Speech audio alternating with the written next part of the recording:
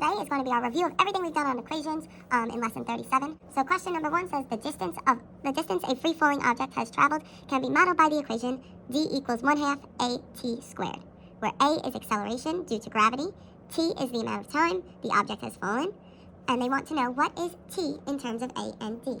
So what this question is asking you to do is it's asking you to solve for t. So I'm just going to rewrite my equation on the side for you guys. D equals 1/2 a t squared. And it's asking us to solve for the t here. So the first thing I see that 1/2 that I need to get away. So to get that 1/2 away, I'm going to multiply by 2 or 2 over 1. And what I do on one side, I do to the other. So 2 over 1 times d gives me 2d equals at squared. So then, to get the a away from my t, I'm going to divide by a on each side. And I end up with 2d over a equals t squared.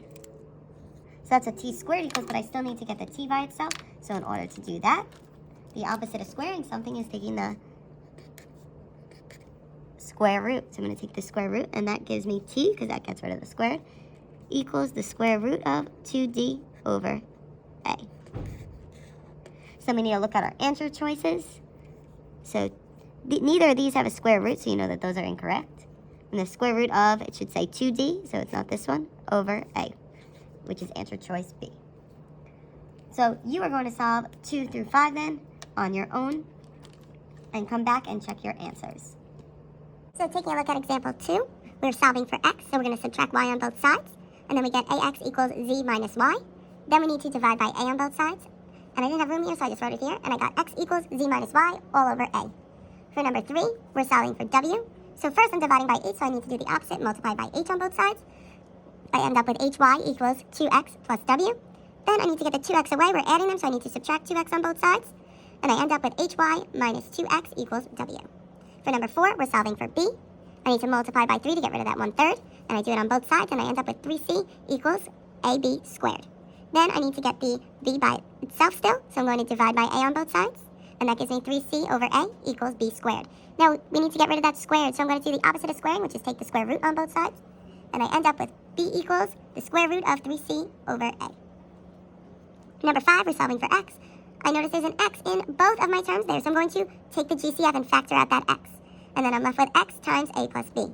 Then I'm going to divide by a plus b on both sides to get the x by itself, and I end up with x equals c over a plus b. So looking at question number 7 in the second set, we are going to solve this equation, and I notice I have fractions. So remember, when we have fractions, the first thing we want to do is find our least common denominator. So the least common denominator of 3, 6, and 2 is going to be 6. So then we want all of our denominators to be 6 here. So I need to multiply 3 by 2 to get it to become 6. And what I do to my denominator, I do to my numerator. So I'm going to multiply this whole numerator by 2 as well. So then when I multiply this, 2 times x plus 8, I need to distribute here. So then that gives me 2x plus 2 times 8 is 16 over 2 times 3 is my 6. Then 5 over 6, that's already over 6. So I just write plus 5 over 6 equals 9 over 2. 2 times 3 gives me 6, so I multiply my numerator and my denominator by 3. And 9 times 3 is 27 over 2 times 3, which is 6. Now that all of my denominators are the same, I can just cross them out. And I'm going to rewrite my equation with just my numerator. So then I have 2x plus 16 plus 5 equals 27. Then I'm going to combine my like terms. And my like terms here are 16 and 5. So I end up with 2x plus 21 equals 27. Then we're going to solve our two-step equation. I'm going to subtract 21 on both sides. And I end up with 2x equals 6. Then I'm going to divide by 2 on each side.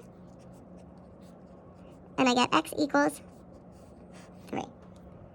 So you're going to solve 6, 8, and 9 on your own, and then come back to check your answers. But when you're doing number 6, remember, if we have fractions, all of the questions need to be fractions. So the 8 needs to be a fraction, and we make it a fraction by putting it over 1. And the 2 needs to be a fraction. We make it a fraction by putting it over 1. All right, so take a second, solve 6, 8, and 9, and come back to check your answers. All right, so question number 6, we needed to get all of our denominators to be 4. And once I get them all to be 4, I can cross them out and just rewrite my numerators. Then I need to bring my variables over, so I subtract 3a on both sides. I get 3a plus 32 equals 8. Subtract 32 on both sides, and I get 3a equals negative 24. Then I divide by 3, and I end up with x equals negative 8. For question number 9, and 9 is a little bit tricky. I need to get all my denominators to be 6, because that's my least common denominator.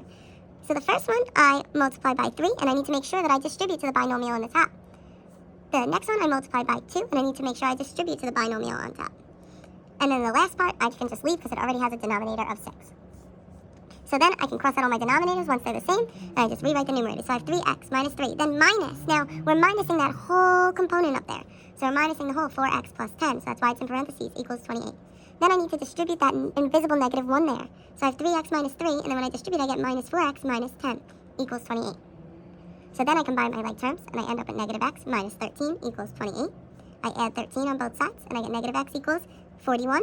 I divide by the negative 1 on both sides, and I get x equals negative 41. And if I look here at number 10, I have 4x squared minus 24x equals 0. So I notice I have the x squared and the x, so I need to factor here. So first thing we always look for when we're factoring is a GCF. And I notice that there is a GCF of 4x. So then we're going to divide 4x squared divided by 4x, leaving with just x. And then negative 24x divided by 4x is just a negative 6. So then we can't factor any further, so I'm going to just set both parts equal to 0. So I'm going to set 4x equal to 0 and x minus 6 equals 0. To get the x by itself here, I need to divide by 4 on each side, and I end up with x equals 0. Then here, I'm going to add 6 on both sides, and I get x equals 6. So you can leave your answers right like that, or you can write it as a set of numbers with that squiggly parenthesis from least to greatest, 0, 6. So now I'd like you to do 11, 12, and 13 on your own and come back to check your answers. Alright, so let's take a look at number 11. Number 11 is a trinomial, so I need to find what multiplies to give me 12 and what adds to give me negative 7. And my factors are x minus 4 and x minus 3. Then I set each of these equal to 0, and I solve, and I get x equals 4 and x equals 3. Or you can write it as a set, x equals 3, 4.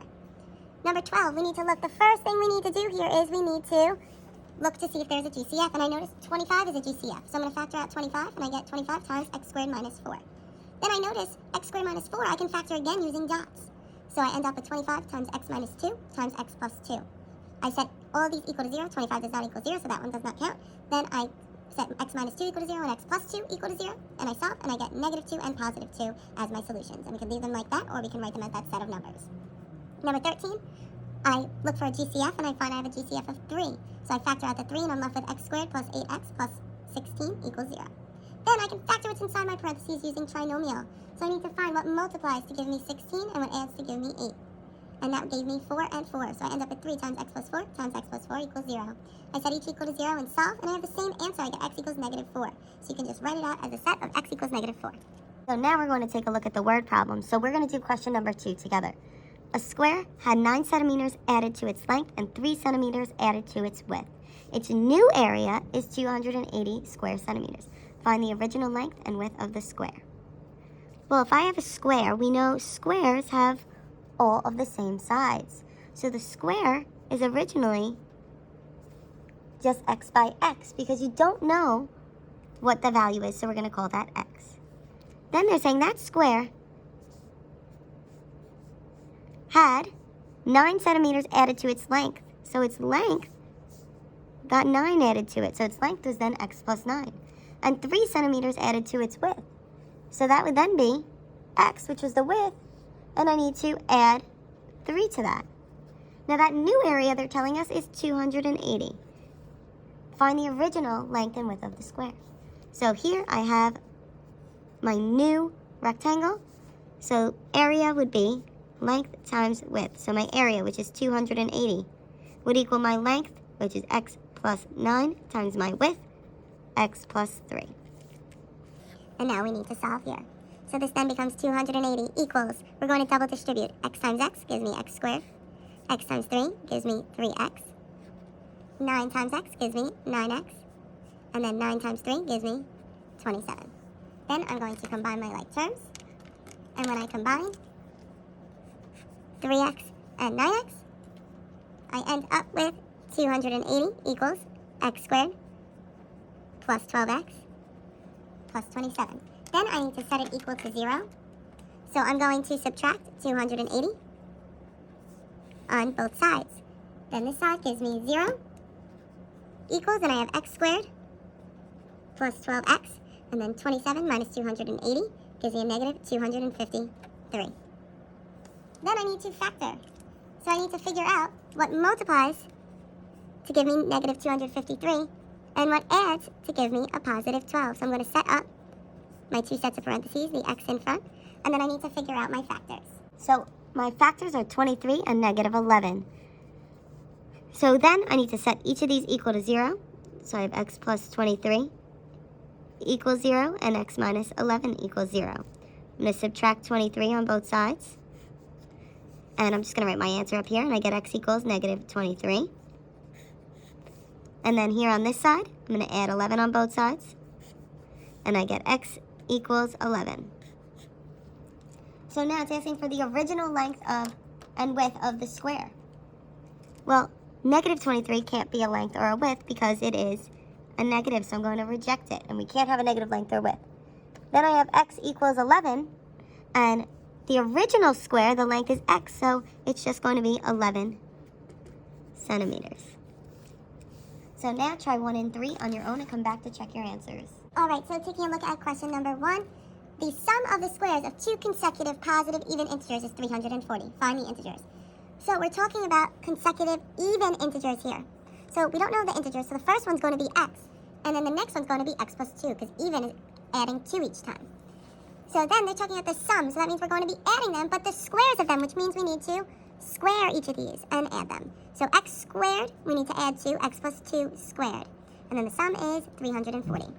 So then when we square, we need to make sure x squared stays the same, but x plus 2 squared is really telling you to do x plus 2 times x plus 2 equals 340.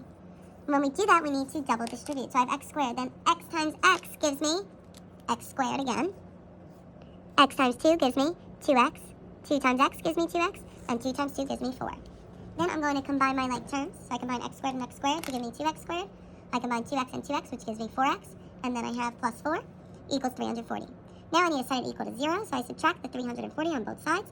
And I get 2x squared plus 4x minus 336 equals 0. Then I notice I have a GCF when I go to factor. I factor out my 2. And I'm left with 2 times x squared plus 2x minus 168 equals 0. And in the parentheses, I can still factor further by doing trinomial. So I need to find my values that multiply to give me negative 168, but add to give me a positive 2.